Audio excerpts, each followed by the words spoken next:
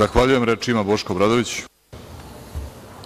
Poštovani predsedavajući, poštovani predstavnici Vlade Republike Srbije, kolege narodni poslanici, poštovani građani, dozvolite da na početku analize ovih tačaka dnevnog reda probam da suočim sve nas sa činjenicom da se navršilo 33 godine od uvođenja višestranačja u Srbiji i da bi možda bila prilika da sagledamo gde smo i šta smo posle 33 godine velikih nadanja da će posle pada komunizma doći do nekog velikog boljitka, oporavka, demokratizacije i svakog napretka države Srbije.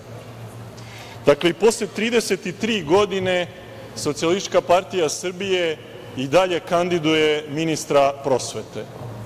Posle nekoliko mandata na čelu prosvetnog sistema u Srbiji, gde su kadrovi Socijalističke partije Srbije dominirali, mi imamo situaciju da se na tom polju apsolutno ništa nije promenilo i da ćemo iznova imati ministra iz redova SPS-a koji naravno ništa neće promeniti niti uraditi u prosvetnom sistemu, jer da su imali bilo koju dobru i kvalitetnu ideju, to bi uradili u prethodnih više mandata kada su gazdovali ovim ministarstvom.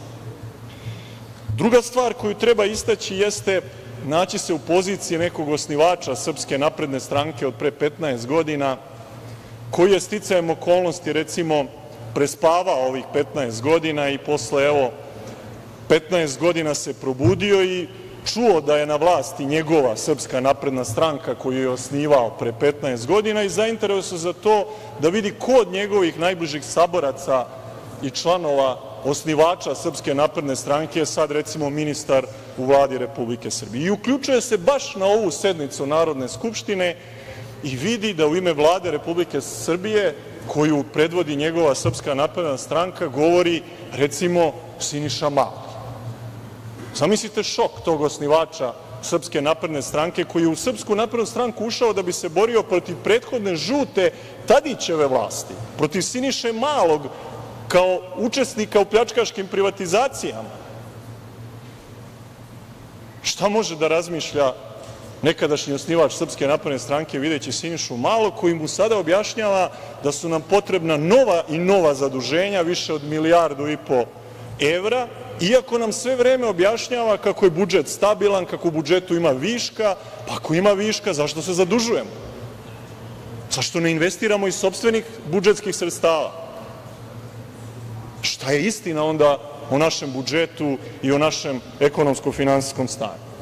Ili zamislite tog istog osnivača Srpske napredne stranke i njegov šok kada se probudio posle 15 godina velike borbe protiv bivšeg režima i onda na ovoj sednici u Vladi Republike Srbije vidi Gorana Vesića, koji obrazlaže nekakve izmene i dopune Zakona o planiranju i izgradnji. I pokušava taj osnivač Srpske napredne stranke da pronađe bar jednog člana Srpske napredne stranke iz toga vremena u toj Vladi, a da nisu predstavnici bivšeg režima, da nisu večiti kadrovi Socijalističke partije Srbije, da nisu agenti stranih interesa i ne može tako lako da uđe u trag nekome od autentičnih naprednjaka od pre 15 godina. Naravno da sve ovo postaje dodatno dramatično kada se podsetimo i nekih drugih kadrova koji su na čelu svih nivoa vlasti u ovome trenutku, pa je tako primera radi gradonačelnik Beograda, najbliži saradnik i zamenik gradonačelnika Dragana Đilasa iz vremena bivše vlasti. Onda se postavlja pitanje šta je sledeće? Hoćemo li uskoro videti Dragana Đilasa ovde u Vladi Republike Srbije ili Mariniku Tepić, koju ste juče glasovima Srpske napredne stranke izglasali za predsednika anketnog odbora i tu skidam kapu Socijalističkoj partiji Srbije koja je bila uzdržana i Jedinstvenoj Srbiji koja je bila protiv izbora Marinike Tepić, koja je na kraju imala samo 11 od 23 glasa članova anketnog odbora i ne bi mogla uopšte da bude izabrana da nije priteklo u pomoć 5 članova anketnog odbora iz redova Srpske napredne stranke i iznova izabralo jednog predstavnika bivšeg režima koji je promenio ne znam koliko stranaka do sada za predsednika anketnog odbora koji treba nešto da utvrdi. Pa kako će neko ko je deo sadašnje i bivše vlasti da utvrdi kako smo došli do urušavanja kompletnog sistema vrednosti u našem društvu, kad ste vi na tome zajedno radili? Isti ljudi već 33 godine vladaju ovom državom. Isti ljudi koji se zamenjuju tim istim strankama ili tim istim režimima i predstavljaju nam se kao novi i kao nešto drugačije i drže monopol na bavljenje politikom u Srbiji, ne dozvoljavajući da u bilo koju poziciju dođe bilo ko nije deo njihova dva kartela, sadašnje i bivše vlasti. I vi kad slušate Gorana Vesića, vi niste sigurni da li on govori u vreme sadašnje ili u ime bivše vlasti. Jer su oni jedno. To je jedan režim, jedan sistem koji ovde traje 33 godine. I sad zamislite da vam posle 33 godine SPS opet predlaže nekog svog kadra koji je već bio na svim mogućim funkcijama u ovoj državi. Čekajte, nije dovoljno Slavici Đukić Dejanović, što je bila predsednik Narodne skupštine, ministar zdravlja, da ne nabrajam još 10 funkcija na kojima je bila. Potrebna je 11. Dakle, gde je kraj? Gde je kraj vašoj potrebi da vladate, vašoj potrebi da se reciklirate, vašoj potrebi da menjate stranke i učestvujete u svim režimima, bez obzira na ono gde ste pre toga bili? I zaista, tu dolazimo do ključnog pitanja koje se tiče, recimo, ovog paradoksa da nam ovde sada o Zakonu o planiranju i izgradnji govori čovek svih režima, Goran Vesić, koji je simbol divlje gradnje u Beogradu, koji je simbol urbanističkog haosa u prestonici, jer svako ko prošeta ili se provoza Beogradom može da vidi u šta se ovaj grad pretvorio. Kako su najmanje površine pretvorene u stambene zgrade, kako tu nema ni trotoara, ni zelenih površina, ni parking mesta, ni komunalne infrastrukture za takvu divlju gradnju koja jednostavno remeti i urbanistički i komunalni i životni uopšte smisao postojanja naše prestonice. A sada se ta divlja gradnja i urbanistički haos po istom principu beogradskom prelivaju i na druge najveće gradove i opštine u Srbiji, kojima neki mali Vesići gazduju isti način, jednostavno zloupotrebljavajući i pravila struke i urbanističke zakone i svako planiranje i izgradnju u Srbiji koja je potpuno izgubila smisao. O čemu mi danas pričamo? O planiranju i izgradnji u sistemu divlje gradnje koji vlada Srbijom, betonskog haosa koji je zavladao Srbijom. Nepoštovanja više ni jednog zakona, ni jednih planova, ni jednih urbanističkih pravila.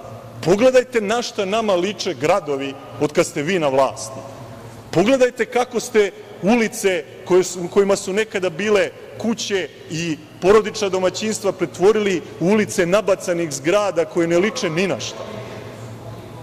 Pogledajte kako ste ubili svaki smisao arhitekture i urbanizma u ovoj društvu i državi za ovih 33 godine vaše zajedničke vlasti. Vaše zajedničke vlasti. Dakle, suštinska stvar je kako da dođemo do vaše odgovornosti posle 33 godine. Vaše zajedničke odgovornosti. I pošto se trudim, naravno, da uvek budem korektan i da kažem ako je nešto dobro, da je dobro, postoji u ovih mnogo nabacanih zakona koji uglavnom služe za letnju rasprodaju Srbije, za novo zaduživanje, za omogućavanje tajkunima bliskim vladajućem režimu da pravo korišćenja građevinskog zemljišta prevedu u pravo privatne svojine i ko zna kakvih novih investitorskih, urbanističkih haosa koji nas tek čekaju. Ono što mogu da pohvalim i što mislim da je dobro jeste što se razmišljalo, istina nakon mnogo godina raznih pritisaka, da se reši pitanje žena preduzetnika koje imaju ogromne probleme kad ostanu u drugom stanju ili odu na porodiljsko odsustvo, ili da se, recimo, povoljno grade stanovi za pripadnike službi bezbednosti, što ćemo uvek podržati, ili ova najnovija mera koja je naravno populistička i predizborna i znamo kako izgleda vaše bacanje para iz helikoptera, a tiče se tog davanja 10.000 dinara za svu decu do 16 godina, s tim što bismo mi tu meru ispravili i konačno u Srbiji vratili neku pravdu u tu vrstu pomoći porodicama u Srbiji. Već smo vam u više navrata slali preporuke Vladi Republike Srbije na koje nema nikakvog odgovora. U našoj kampanji "Jedna je majka" za obnovu svih porodilišta u Srbiji, za veća prava trudnica i porodilja. Onda smo preuzeli ulogu države pa smo napravili vodič za mame koji ćemo podeliti svakoj trudnici pre ulaska u porodilište da zna koja su njena prava i da se bori i traži ta prava kada stupi u porodilište. Isto tako smo tražili, i na tome danas ovde insistiram na kraju ovoga svoga govora, da ovu pomoć, i to ne od 10.000 dinara, nego od 20.000 dinara, dobiju svi đaci koji polaze u školu 1. septembra, odnosno sva deca u osnovnom i srednjem sistemu obrazovanja, a ne samo deca do 16 godina. To je prva stvar. I druga stvar, da konačno ispravimo ovu nebivalu nepravdu i diskriminaciju po kojoj samo deca u Beogradu mogu da imaju besplatne udžbenike ili užine ili vrtiće ili prevoz. A šta su deca van Beograda? Deca drugoga reda? Zašto sva deca u Srbiji nemaju besplatne udžbenike ili besplatne vrtiće ili besplatan prevoz ili besplatne užine? Naravno da treba da to imaju i deca u Beogradu, ali ne mogu samo deca u Beogradu. I tu tražimo kroz posebne preporuke i Vladi i lokalnim samoupravama da ovaj 1. septembar ne može da počne sa tom nepravdom i diskriminacijom, da će jedino Beograd imati besplatne udžbenike. To morate hitno da ispravite, jer vi niste beogradska Vlada, nego Vlada Srbije. I dosta nam je te centralizacije i beogradizacije. I to vam govorim iz ugla ljudi koji žive u Beogradu, u smislu pa da vi pravite haos od života u ovome gradu, i saobraćajni, i komunalni, i urbanistički, i svaki drugi. Znači, Beogradu ne treba više da se razvija u ovom gradskom jezgru koje je već preopterećeno. Treba da razvijamo unutrašnjost Srbije, da vratimo ljude u manje gradove i opštine, na selo, u rubne krajeve, u granične pojaseve. Šta radimo na tome? A ne da svi na kraju presele u Beograd ili Novi Sad i da čitava Srbija funkcioniše samo u Beogradu i Novom Sadu. Je li to vaša ideja? Šta je vaša ideja? Šta vi radite za unutrašnjost? Kako je moguće da samo deca u Beogradu imaju besplatne udžbenike? Dakle, sve su to pitanja koja govore u korist toga da bi za Srbiju najlekovitije bilo da mi smenimo ne samo vašu vlast, nego kompletan korumpirani politički sistem koji se ovde nije menjao 33 godine.